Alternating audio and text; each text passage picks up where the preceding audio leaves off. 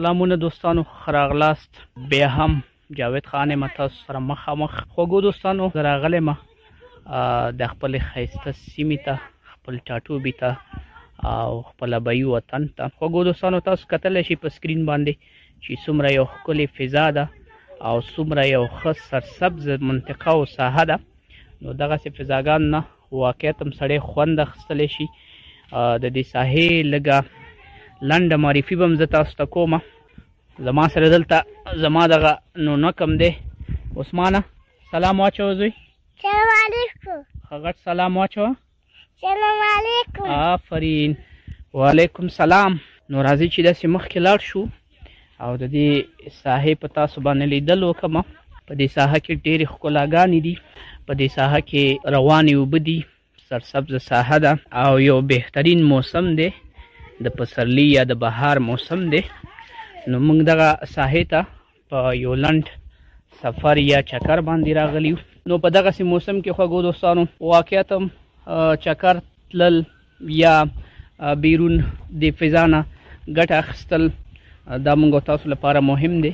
زموږ او تاسو د صحت لپاره موږ او تاسو باید له دغسې ساحو نه خوند واخلو.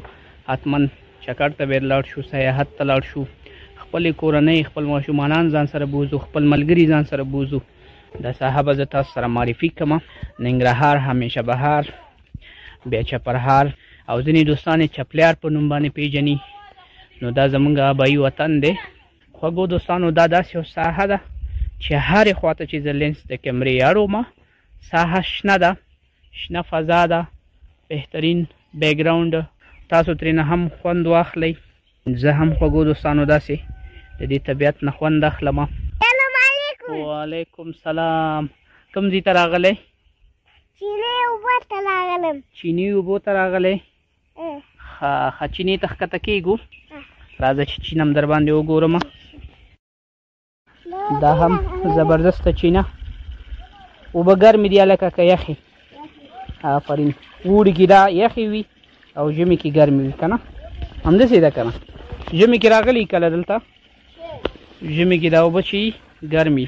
عثمان خانه هغه اوبو باندې مو خو لاس ومینځه. دا اوبه به زه لږ تاسو ته داسې نږدې کړم.